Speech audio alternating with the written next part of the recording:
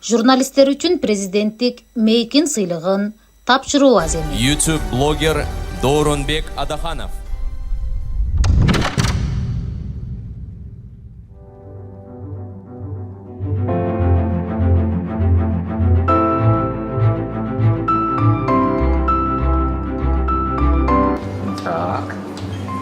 Кош келипсиз. Здравствуйте, Георгий. Очень приятно. Рады вас видеть. Приехал из Кыргызстана, Мекендештер, снять репортаж про ваш ресторан и про вашу семью.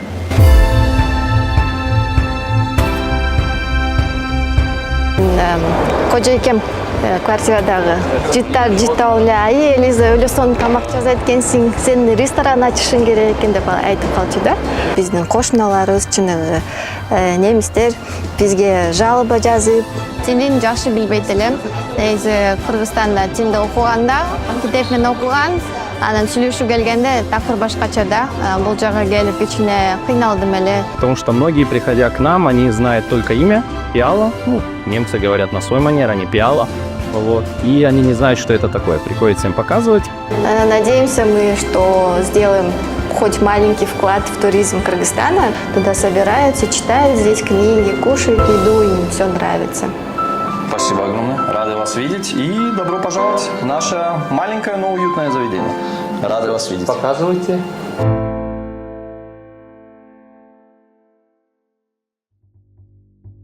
Арбаңыздар урматтуу биздин мекендештер, кайрадан сиздер менен Door Life Media YouTube каналы. Жана мен Дооронбек Адаханов. Бүгүн биз Германиянын Мюнхен шаарына келдик. Бүгүнкү чыгарылыштын каарманы биздин мекендешибиз Элиза Сарыбаева болмокчу. Кызыктын баары алдыда, бизден алыстабаңыздар.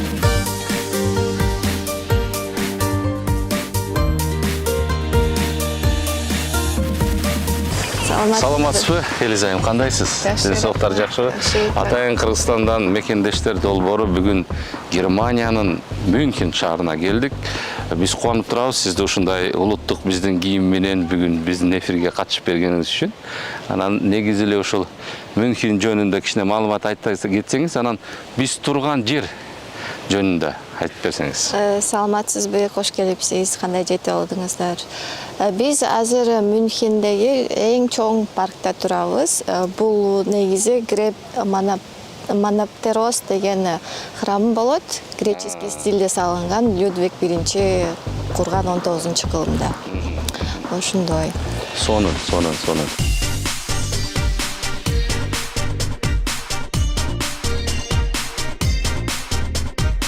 Элизайым, Майгыздын уландысында Мюнхен шаары өзгөчө ушул BMW автоунаалары менен таанылмал. Анан азыркы учур ушул кайсы жерге келдик? Бул кайсы жер? Азыр биз Мюнхендин BMW Welt деген жерине келдик. Бул так айтканда BMW дүйнө. Бул жакта жалаң BMW-дин жаңы чыккан машиналары, модельдери чыгылат. Жана раритеттүү машиналар да коюлат. Андан тышкары мотоциклдар өйдө жакта турат. Бул жагы бекер. Баары кирип көрүп, кофе ичип, тил жакта роботтор да кофе жасашат. Ошолордун баарын көрүп чыксаңыздар болот. Ошондой. Сон. Негизи эле ушул Германияга келип Мюнхен шаарында азыркы учурда сиздин кыялдарыңыз орундалдыбы? Ой максатыңызга жеттиңизби? Мен башында келгенде негизи магистратурага тапшырып, окуп баштайын деп ойлогом, бирок Кудай каалаган экен. Ушинтип Пиала бистросун ачып, баштап иштетип атабыз. Бирок кыялдарым орундалды деп эсептейм. Анткени кичинекей менен эле ата-энем мага айтчу, тамакты аябай даамдуу жасайсың, кафе ачышың керек экен деп. Анан кийин да бул жактан Мюнхенде квартирага көчүп келгенде, мен да күнүгө өзүмө тамак жасап, кыргыз тамактарын жасап, сагынып, анткени Мюнхенде тамак аш кичине эме болчу да, кыйналыпчы. Ошондуктан менин кожойкем квартирадагы жыттау эле айы Элиза өлө сонун тамак жасайт экенсиң, сен ресторан ачышың керек экен деп айтып калчу да. Ошо анан ушинтип калып эле анан эмнеге жок кылып көрөбүз кандай болсо дагы кийин как опыт болуп эсептелет депчи. Ошо. Азыркы ачылган ресторандан дагы чоң бир филиал ачалы деген ойлооңуздар барбы? Албетте, анын баары буюрса баары бар. Оюбузда биринчиден биз бул жака келгенибизге пиаланы ачканыбызга 1 жыл болду да. Анын баарын дагы көрүп, отуруп 1-2-3 жылдай өтөт деп ойлойбуз. Бирок албетте жаңы помещение издеп, уже анын баарын караштырып жатабыз буюрса. Буюрса. Кыргызстанды сагынганда эмне кыласыз? Кыргызстан сагынганда тамактарды жасайм, кыргыз мекендештер менен жолугуу, норуздарды майрамдайбыз чогуу. Анан да бул жакта Мюнхенден 1 саат жол жүргөндө бияктын Альпылары бар. Тоолор, биздикине караганда кичине ылдый, 3000дей где-то. Ошол жакка окшош, ошол жакта шаркыратмалар бар, ошол аларчага аябай окшош, ошол жакка барып эс алам. Бул жакта негизи табигаты өтө сонун да, Кыргызстандыкына окшошуп кетет. Ошентип сагынычымды таратып жүрөм. Сонун. Биздин мекендештердин Мюнхенде канча саны билесизби примерно? Бул жакта мисалы 1000ге жетет болуш керек. Жетет болуш керек. Жакшы экен. Анан ушундай суроодо биздин көрүүчүлөрдү кызыктырган суроо, биздин ушул Мюнхенде иштеп аткан мекендештерди зарплатасы, айлык маянасы канча деген кызыктырган ушундай суроо болот да. Анан канча алат колуна, нетто, брутто деген бар. Бул Германияда негизи система бар, зарплата деген нетто, брутто. Нетто деген бул колго алган акча, брутто деген бул налогу кошулган акча да. Негизи если күйөөсү бар же аялы бар болсо, булар классификация болуп бөлүнөт. 1-чи штойр класс, 2-чи, 3-чү депчи. Күйөөң жок, үй бүлөң жок болсо, сен негизи көбүрөөк акча төлөп каласың, каржы, налог. Если күйөөң бар болсо, кичине арзаныраак төлөнөт да. Анткени эки жубайынын штойр, налоговый классы 1 болуп, ана 1 эсептелинет да. Ошо айлык зарплатасы болсо, адистигине жараша, ким кайсы багытта адис болсо, ошого жараша төлөнөт. Бирок бул жакта самый минимальная зарплата это считается 13 евро 50 центов. Саатына. Ошондо айына канча болуп калат? Айына канча болуп калат? 1600 евро болуп калат. Орточо майына. Колго алган. Налог менен кошулганда 2100 болуп калат. Негизи силер ушул ресторанды ачканда ошо немистер келип, анан башка улуттар келип, кандай реакция болду эле? Башында конокторубуз келгенде түшүнүшпөйт, эмне бул кайсы жактын ашканасы деп. Анан биз баарын көрсөтүп, мен жолдошум баарын көрсөтүп, китептер көрсөтөт, Борбор Азиядан, Кыргызстандан болуп, Кыргызстандын ашканасын Мюнхенге ачып, жаңыдан эме кылып жүрөбүз. Ошо. Сонун. Урматтуу мекендештер, азыр биз Элизай менен ушул интервью алып аткан учур ушул чоң салон экен. Ушул жерде келип, машинага отуруп, машинаны көрүп, сиздер тандап алсаңыздар деле болот экен да. Азыр бир машинага барып отуруп көрбөйлүбү? Жүрбөйсүзбү? Мисалы бул, ошого деле. Ошого мисалы үчүн отурсак болот экен, мына. Отурубуз, мен. Кана? Мына, момтип келип, машинага отуруп, ушундай BMW-га эгерде алам десеңиздер, Мюнхенден, атайын салондан. Элизайым болсо көрсөтүп берет ушу салонду алып келип, Ооба, буюрса келиңиздер. Биздин мекендештерге. Биз бул машинаны айдап Бишкекке кеттик. Мюнхенден Бишкекке чоң салам. 2 күндө жетет болушубуз керек. Же 3 күндө жетебизби билбейм, бирок биз кеттик. 3 күндө. 3 күндө, Ооба.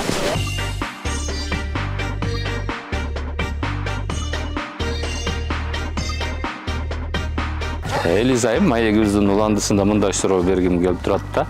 негизи эле эми башында келгенде кыйынчылыктар болот да. Анан бизнести ачканда деле кыйынчылыктар болот.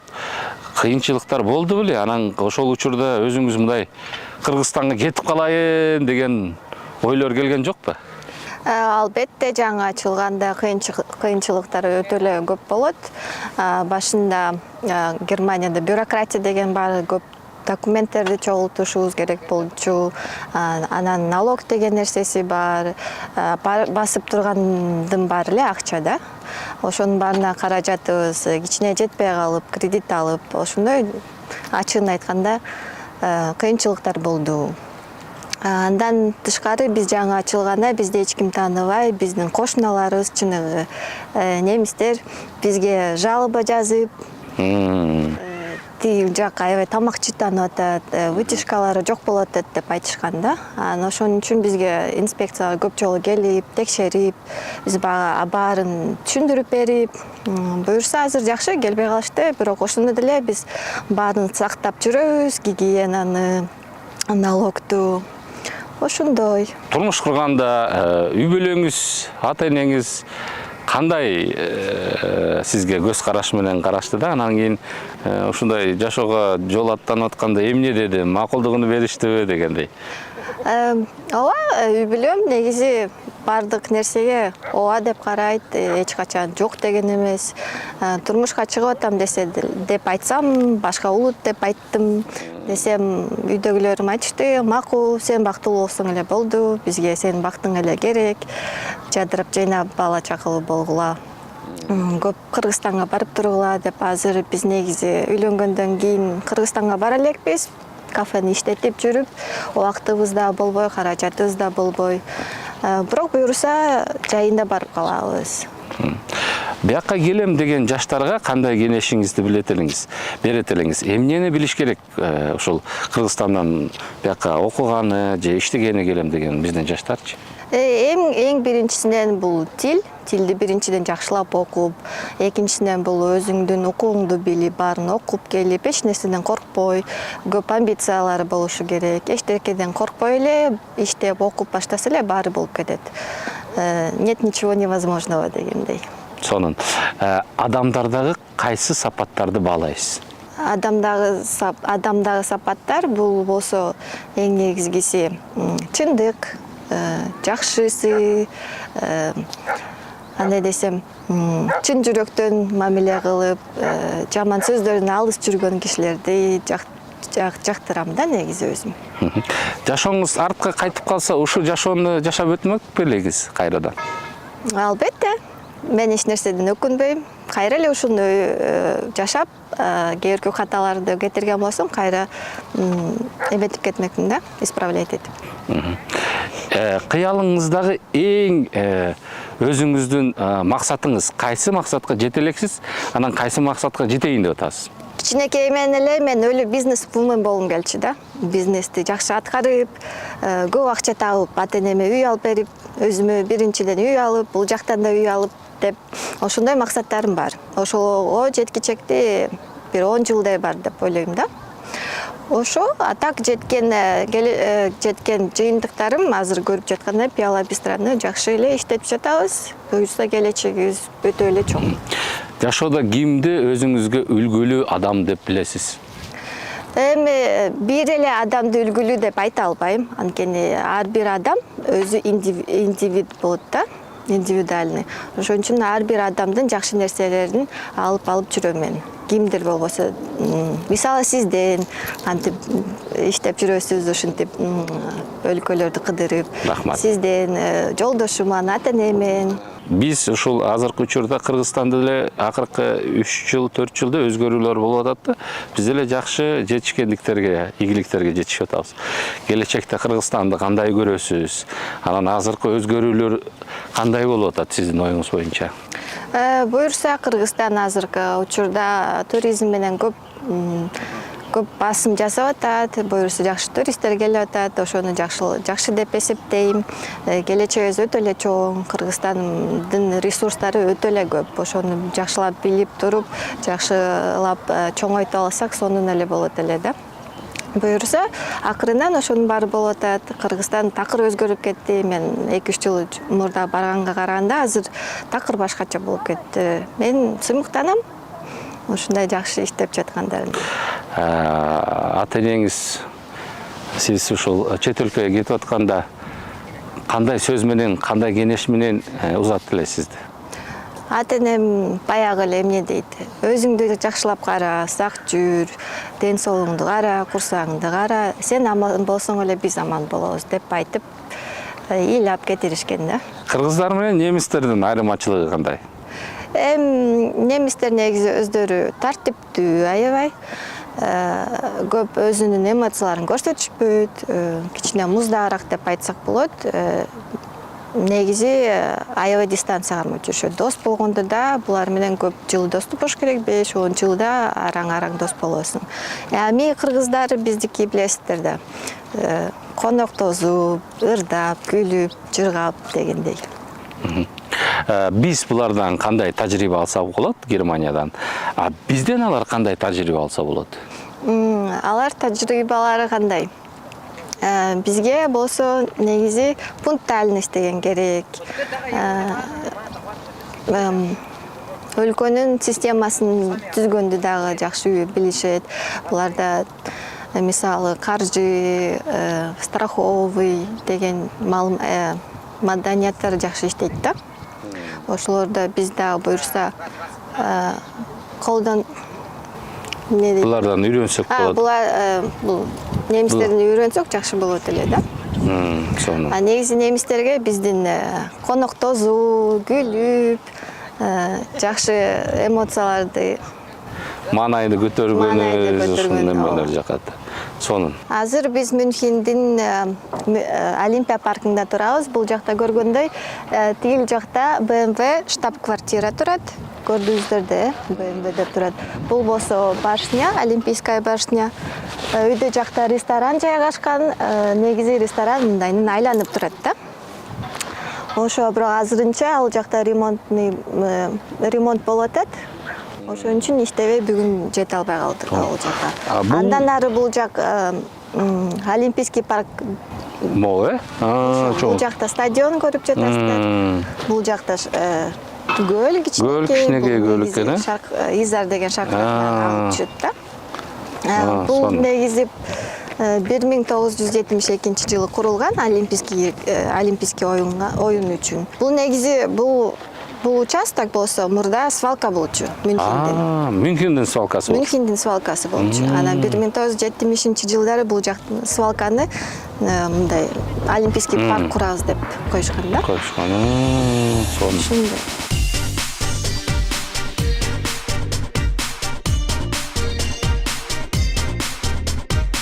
Элизай маегибиздин уландысында мындай суроо белгиленип турат да.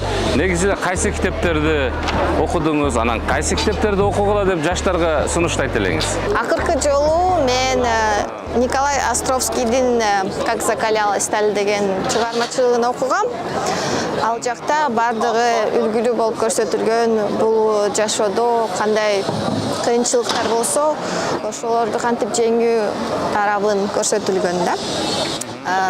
Жаштарга сунушум бул Чыңгыз Айтматовдун китептерин окусун деп, жана Манас эпосубуз дагы окусун деп сунуштайт элем. Эгерде сизге ушундай мүмкүнчүлүк түзүлүп, саясатчылар же болбосо белгилүү кишилерди менен түшкү тамакка баруу мүмкүнчүлүгү түзүлсө, кимди менен бармаксыз, анан кайсы сизге мындай белгилүү кишилер жагат?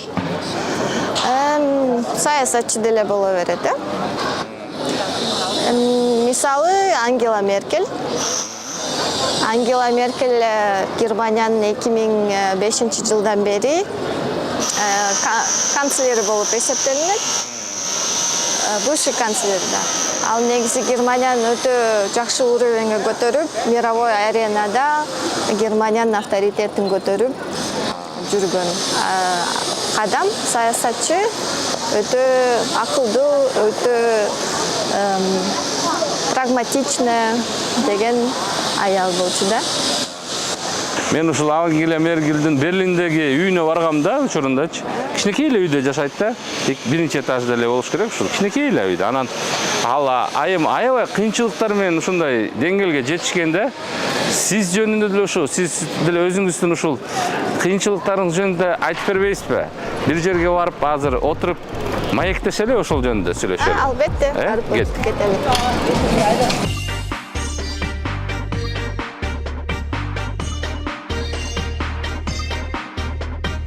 Ангела Меркельдин уландысын баштайлы анда, Элизайым. Ал деле ушул кыйынчылыктарга менен жетишкен айым экен. Сиздин жашооңузда кандай кыйынчылыктар болду? Кыргызстанга кайра кетем деген оюңуз болду беле? Албетте, мен бул жака 20-жылы көчүп келгенде тилин жакшы билбейт элем. Негизи Кыргызстанда тилди окуганда, китеп менен окуган, анан сүйлөшүү келгенде такыр башкача да. Бул жака келип ичине кыйналдым эле.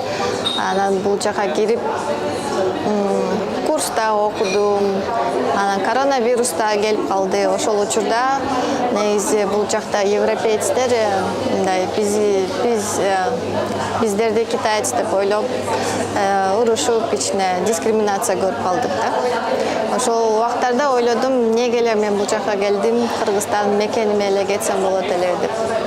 Негизи окуп жүргөндө эле мен студент кезимде биринчи жолу Любекке баргам. Любек деген бул Германиянын север жагы да. Ал жакта негизи кишилер такыр башкача.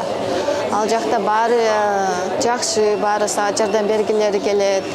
Анан ошол жакта жашап, бир аз жашап, 2-3 ай жашап, бул жака келип, мен да ойлодум да, бул жакта да ушундай жакшы адамдар экен десем, андай эмес. Бул Мюнхен чоң шаар болгону үчүн бул жактан кичине кыйынчылыктар болду. Ошо.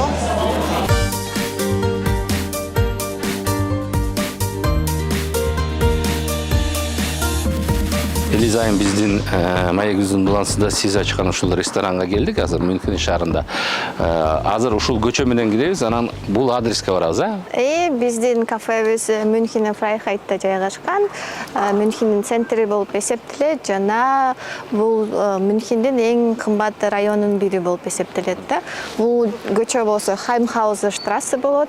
Биздин кафебиз мына көрүп тургандай Пиала Бистро Урсула штрассе ондо жайгашкан. Урматтуу мекендештер, Мюнхендеги мекендештер, негизи эле Германия чет өлкөдөгү мекендештер, эгерде сиздер Элизайымдын Пиала Мюнхен ресторанына келем десеңиздер, улуттук тамактардан даам сезгиңиздер келсе, ушул адреске келип, тамактанып, даамдуу биздин кыргыздын улуттук тамактарын даам сезсеңиздер болот. Азыр биз кирели ичине, көрөлү. Жүздөр көрсөтөлүк.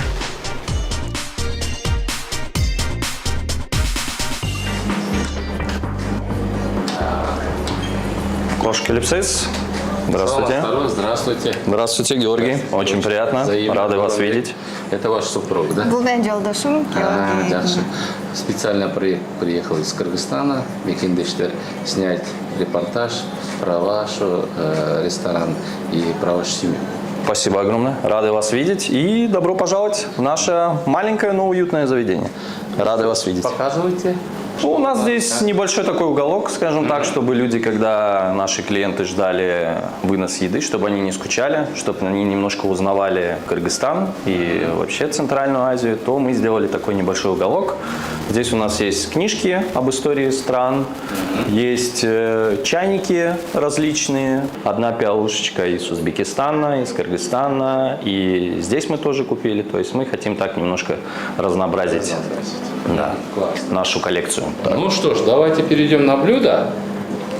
Блюдо у нас, так как заведение довольно небольшое, мы решили слишком силы не тратить на большое количество блюд, а сконцентрироваться на самом основном, что нравится нашим гостям.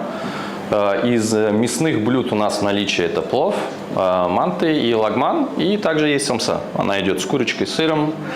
Вот. Расскажи, что вначале у нас очень мало блюд было. Вначале у нас можно видеть даже по надписям, то, что у нас вначале было буквально 4 блюда. Мы стартовали с плова, мы начинали с мант, и с лагмана, и самса. То есть у нас было 4 блюда, они были чисто из мяса, все мясное.